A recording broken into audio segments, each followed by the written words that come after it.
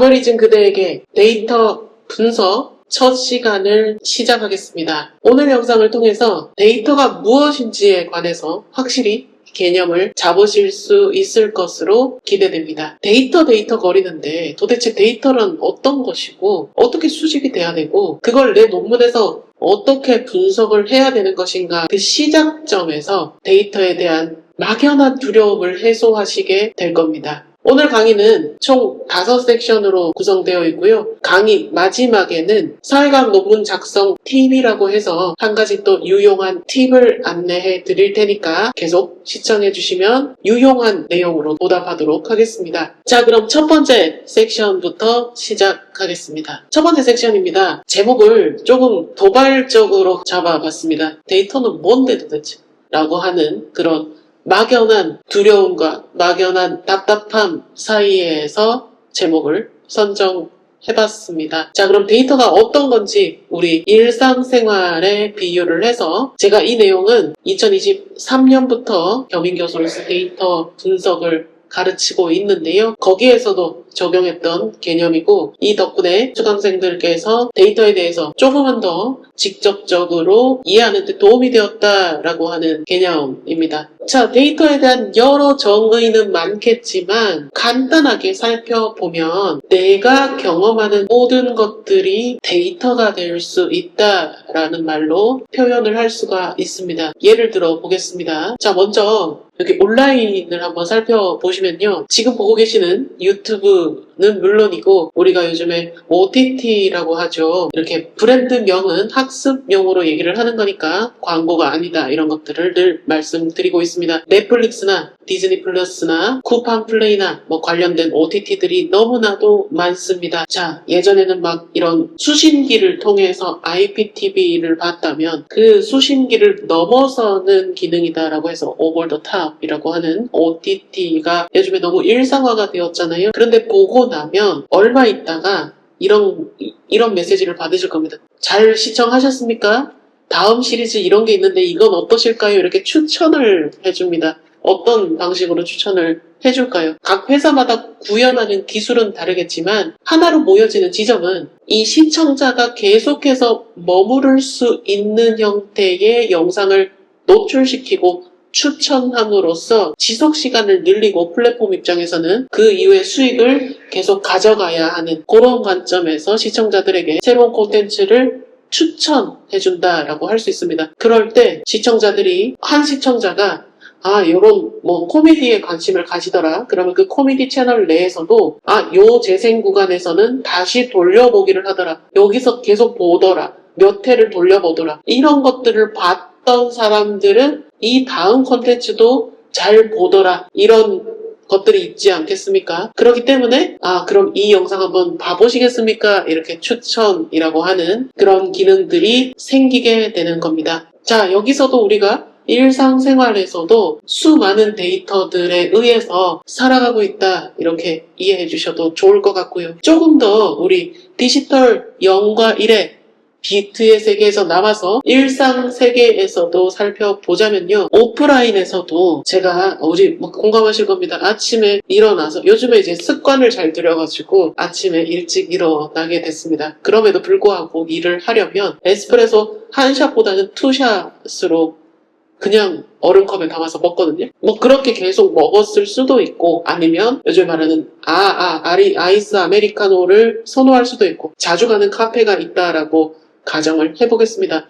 자, 그랬을 때 어느 정도 가다 보면요, 한 10번 방문을 했는데 이제 사장님하고도 안면이 트고, 그랬을 때 사장님이 이럴 수가 있습니다. 늘 드시던 걸로 드릴까요? 열에 10번 방문했을 때 9번 이상의 경우에서 제가 아이스 아메리카노만 주문을 했다면 그 사장님은 이렇게 생각을 할 겁니다. 오늘도 어쩌면 늘 드시던 걸로 드시지 않을까? 자, 그런 게 우리가 데이터로 환원이 될 수 있다라고 하는 겁니다. 총 방문 대비 아이스 아메리카노를 선택한 경우로 계산을 해보면 확률까지 구할 수가 있습니다. 이런 것처럼 온라인이든 오프라인이든 우리는 경험하는 대부분의 것들을 수치화할 수 있고 바꿀 수 있다. 이런 것들이 데이터라고 부르는 겁니다. 자료, 그 자체를 얘기하는 겁니다. 이제 조금 데이터가 한 1cm 정도는 가까워졌으리라고 생각이 되는데요. 이 다음 페이지 같이 살펴보도록 하겠습니다. 자, 데이터라는 말은 우리말로 하면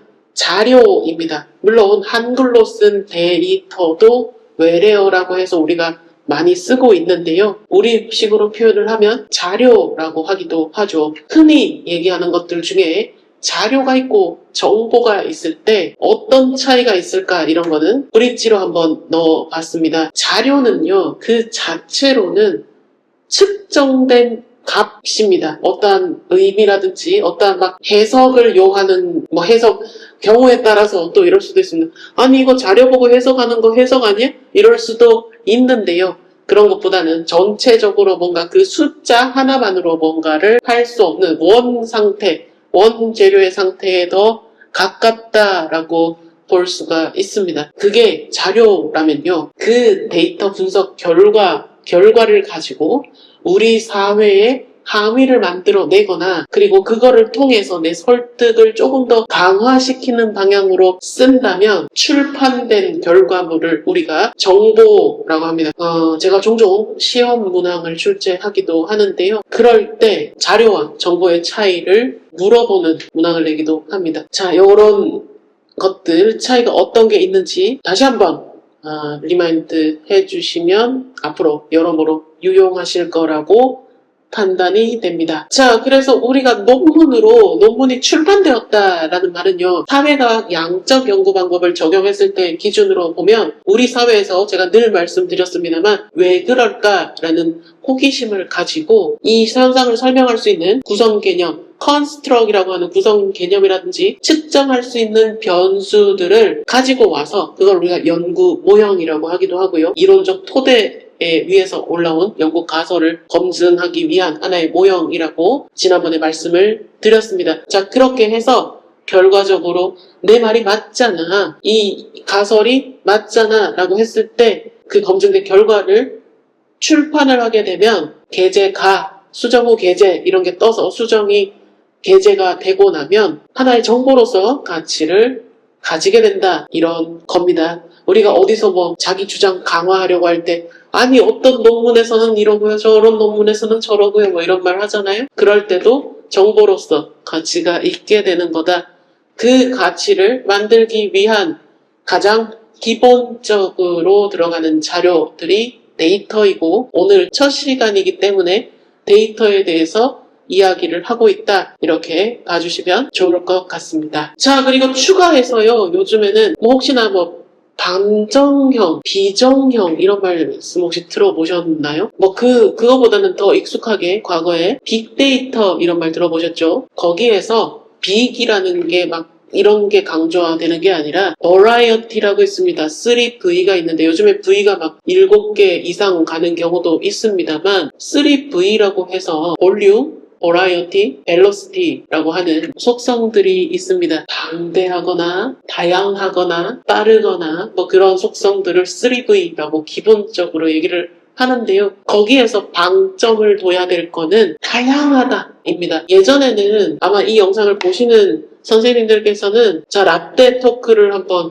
해보면 자, 도스 쓰신 분 계실 거죠. 그리고 윈도우 95, 98 쓰신 분도 계실 겁니다. 그때 우리가 데이터라고 하는 개념들은요, 소위 말해서 엑셀 시트라고 하는 공간 안에 숫자가 들어가 있는 형태, 그러니까 정형화되어 있죠. 그걸 우리가 정형화되어 있다라고 얘기를 하는 겁니다. 그런데 요즘에는 분석을 할 때 어떻습니까?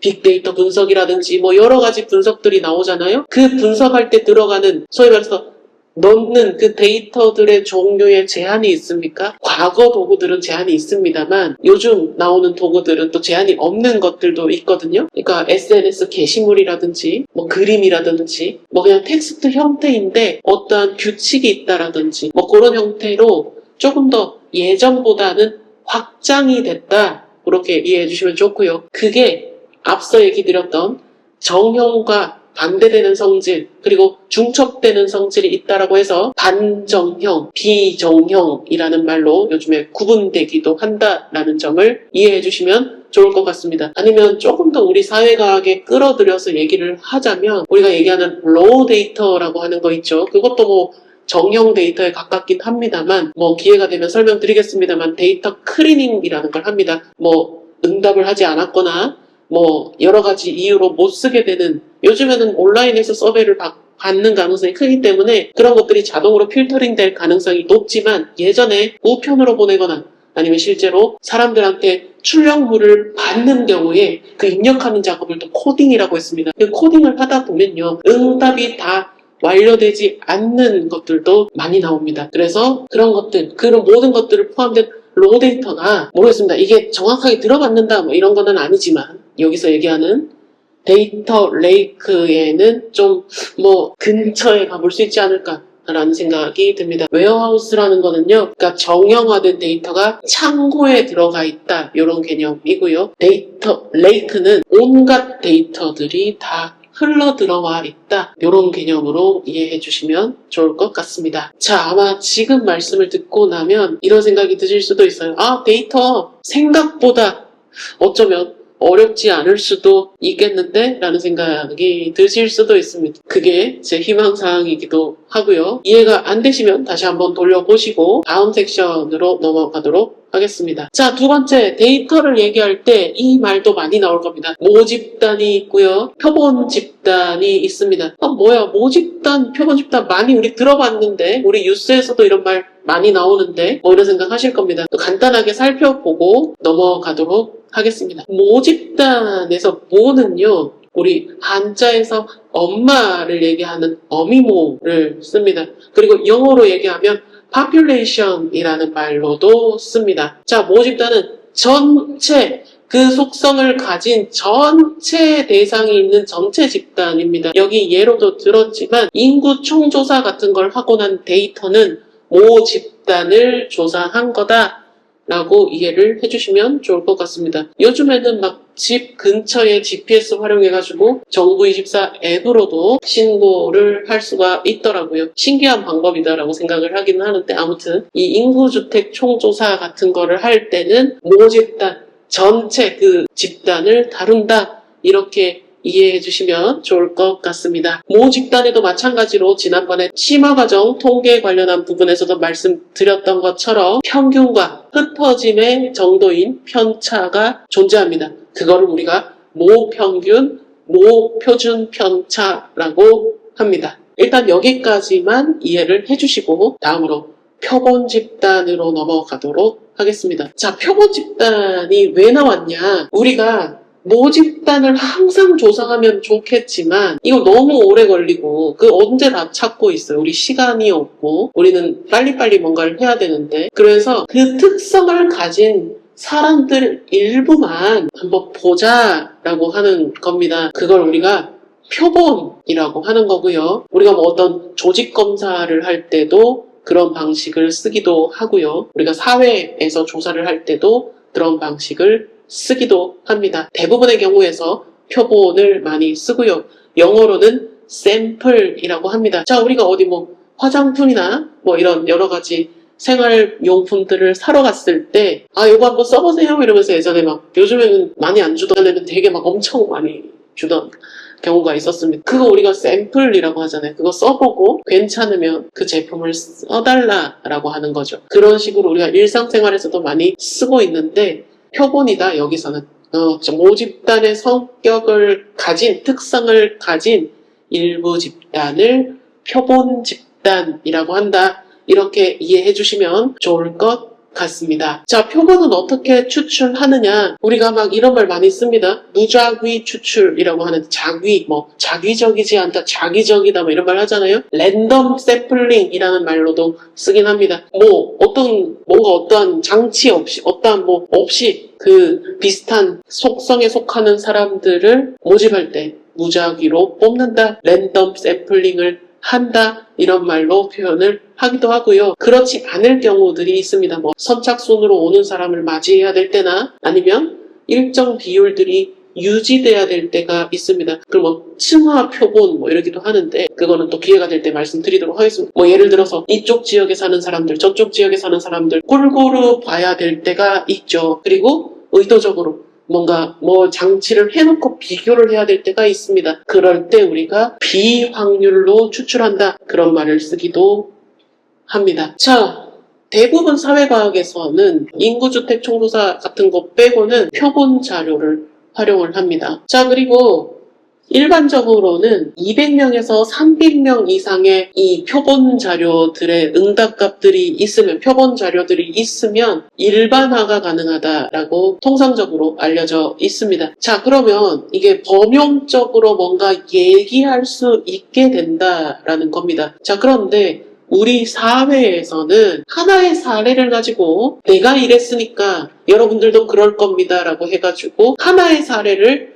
일반화시키는 경우도 왕왕 존재합니다. 우리는 이제 이걸 배운 사람이기 때문에 하나의 사례가 일반화될 수 없다라는 거는 상식으로 깔고 앞으로 공부를 지속하면 좋겠습니다. 모집단과 표본 집단에 대해서 말씀 나눠봤고요. 이어서 세 번째 섹션으로 넘어가도록 하겠습니다. 어떻게 자료를, 데이터를 수집할 수 있을 것인가에 관해서 말씀을 나눠보도록 하겠습니다. 아마 머릿속에 이런 거 아닐까? 라고 하시는 선생님들도 계시는 것 같은데요. 한번 살펴보도록 하겠습니다. 자, 직접 수집하는 방법이 있습니다. 1차 자료라고 하기도 하고요. 자, 직접적으로 자료를 어떻게 수집하는가? 우리 사회 현상에서 어떻게 이거를 추상화시켜서 구성 개념을 찾고 그 구성 개념 안에서 척도를 발견해서 설문 문항으로 만드는지는 기초과정과 심화과정에서 언급을 드렸습니다. 그 과정을 다시 한번 살펴보시고 와주시면 좋을 것 같습니다. 물론 처음부터 쭉 보셨던 선생님들께서는 또 필요하실 때 한번 다시 돌려보시는 것도 추천을 드립니다. 실제로 연구자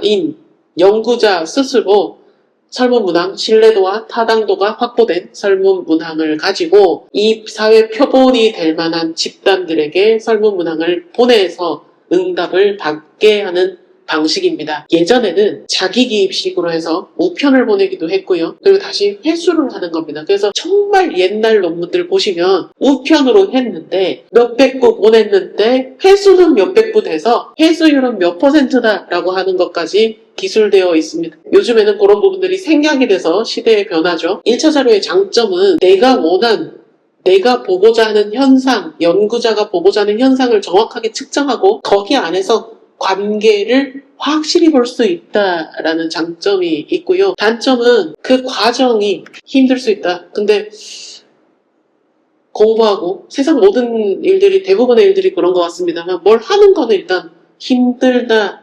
근데 그럼에도 불구하고 하나씩 해내고 있다. 이런 게 중요한 것 같습니다. 자, 2차 자료 같은 경우에는 우리가 늘 보듯이 통계청 자료라든지 뭐 공신력 있는 국가기관 등에서 제공하는 자료를 토대로 합니다. 장점은 귀찮은 작업 안 해도 된다라고 하는 장점이 있죠. 근데 이것도 찾는데 또 이렇게 서칭을 해야 되고 분류를 해야 되고 하는 또 품이 들기도 합니다. 단점은 내가 원하는 그 현상을 직접적으로 볼 수 있는 데이터가 아닐 수도 있고요. 시정연구원이나 국제기관 등에서 발행하는 보고서를 보면 통상적으로 관행적으로 쓰던 설문들이 있습니다. 신뢰도와 타당도가 확보가 되면 좋겠지만 그렇지 않은 것들도 있기 때문에 우리가 아카데믹한 연구에서 그 자료를 고급 통계 자료로 활용하기에는 무리가 있을 수 있다라고 하는, 가능은 합니다만 무리가 있을 수 있다라는 그런 또 단점이자 리스크가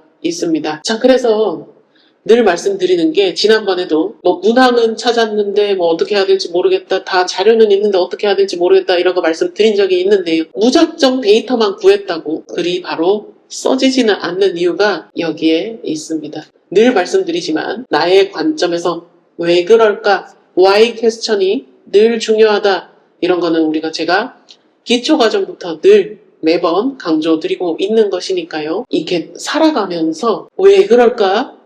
저거는 왜 그럴까? 뭐 이런 식으로 항상 why 퀘스천을 가지고 가는 습관을 들이시면 좋겠다라고 하는 말씀도 함께 드립니다. 자, 추가적으로 요게 뭐 경영학 전공하시는 분들이나 아니면 사회과학 하는 전임 교수님들 학부생 수업에서 이따금씩 종종 일어나는 경우인데요. 학생들을 대상으로 조사한 것이 대표성을 가지는가? 이거 막 이제 자료 얻어가지고 분석해가지고 학회 가서 발표하면 꼭 토론자들이 학생들을 대상으로 한 자료가 대표성을 가진다고 생각하십니까? 뭐 이런 그거 높은 확률로 질문할 거리가 없어서 그럴 수도 있고 그런 질문들에 봉착하게 됩니다. 그럴 때 어떻게 해야 되는가? 저는 어떻게 이거를 극복해왔는지 현장에서 극복한 내용을 잠깐 소개해드리고 가도록 하겠습니다. 저 말고도 해외에서 이걸 가지고 고민했던 연구자들이 많았나 봐요. 그래서 그 중에 일부가 이런 연구 문제를 가집니다. 학생 응답을 일반화할 수 있을까? 라고 하는 것에 연구 문제를 가지고요. 그래서 이들이 이론적 토대를 계속 살펴보다 보니까 현실주의는 실험적 현실주의와 일상적 현실주의가 혼재되어 있더라라는 것들을 발견을 합니다. 그래서 그 토대 위에서 이분들은 어떠한 것들 차이를 보려고 했냐면 집단 간 차이를 보는 거는 지난번에 이런 집단 간 차이를 보는 테스트가 있다라고 했습니다. 이런 발견을 합니다.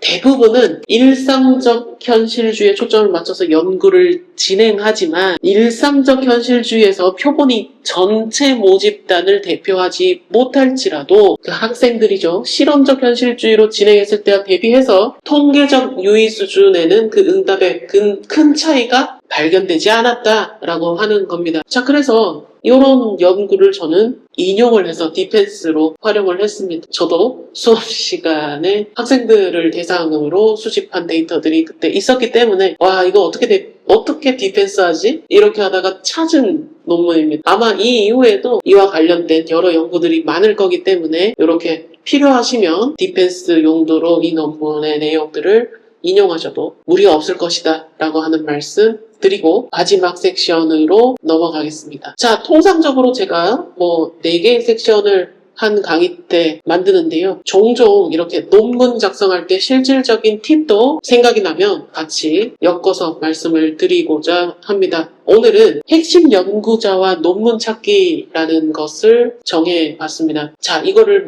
영어로 표현하면 키 아티클이라고 얘기하기도 하고요. 교수님들은 종종 키 아티클을 찾아와 라고 하는 말을 하실 수도 있습니다. 그러면 키 아티클을 어떻게 찾지? 그 방법 안 알려준단 말이에요. 그래서 그 내용을 알려드리려고 논문 작성 팁을 준비해 봤습니다. 연구 주제가 Y퀘스천이 만들어졌다라는 거는 연구할 씨앗이 싹이 텄다 이렇게 이해해 주셔도 좋을 것 같고요. 첫 번째로는 국내 논문이든 해외 논문이든 관계없이 뭔가 글을 읽다 보면 반복되는 학자들이 있어요.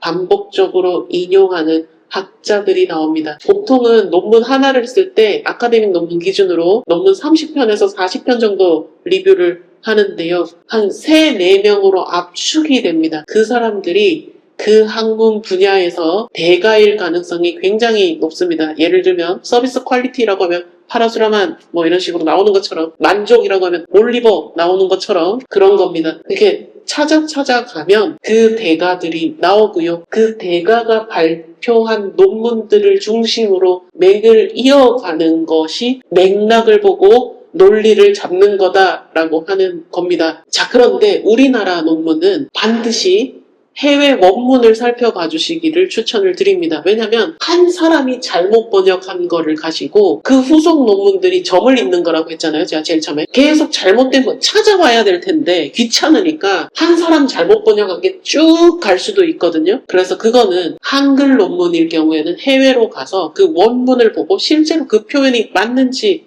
보는 것도 참 중요한 거다라고 할 수가 있습니다. 보통은 한글 논문들 쫙 보고 귀찮으니까 안 보거든요. 그러면 잘못된 번역이 몇십 년 가는 경우도 있단 말이에요. 그래서 그런 것들을 항상 주의를 하자라고 하는 겁니다. 제가 어떤 컨스트럭인지 제가 까먹었는데 제가 예전에 한번 그렇게 찾다가 진짜 요 정도 한 10년 이상의 기록에서 그 문장을 인용했던 국내 논문들을 발견을 하고 원문을 찾아보고 그냥 저는 제 의역을 새로 했습니다만 우리나라로 번역한 논문들이 잘못됐을 수도 있다. 이런 걸 항상 의심을 가지고 보시면 좋을 것 같습니다. 자, 그리고 마지막으로 국내외 이제 관련된 경험 연구들도 이론적 토대를 보실 때 리뷰해 주시는 게 나중에 국내 저널에 투고하실 때 유의미하다라고 하는 것들도 지난 심화 시간에 말씀을 드렸습니다. 물론 요즘 같은 시대에 LLM을 쓴다라는 것들 저도 수업을 해보고 하지만 안 쓰는 척하면서 다 쓰고 있는 거 알고 있습니다. 그럼에도 불구하고 직접 구조를 짜고 그리고 내가 어느 정도 알게 되었을 때 도움을 받는 거를 권합니다. 아직까지는 직접적으로 구조를 LLM이 짜는 게 한계가 있습니다. 아마 논문 계속 써보시다 보면 아실 거예요. 그럴듯하게 써주는데 그럴듯하지가 않아. 그래서 그런 것들을 한번 염두에 두시고 귀찮고 힘든 길일수록 내가 하나하나씩 대가로 가는 길이구나. 결코 쉽지 않겠구나 라고 하는 것들을 늘 마음에 새겨서 현타를 느끼지 않고 즐거운 학문 활동하시면 좋겠습니다. 오늘 데이터 분석 첫 시간 어떠셨나요? 데이터가 조금 이해되기를 바랬고요. 그리고 실제로 데이터를 가지고 하는 연구가 조금 더 피부에 와닿으면 좋겠다라는 마음으로 수업을 준비했습니다. 오늘 내용이 도움이 됐다면 좋아요를 그리고 여러 번 지켜보시다가 매주 알림도 받고 싶고 구독 리스트에 있어도 괜찮겠다 싶으면 구독 눌러주시면 제작에 큰 힘이 됩니다. 불철주야 학문활동을 이어가시는 선생님을 응원하겠습니다. 시간 내어 시청해 주셔서 감사드립니다. 평온한 오늘 보내시기를 바라면서 저는 다음 시간에 인사드리겠습니다. 고생 많으셨습니다. 감사합니다.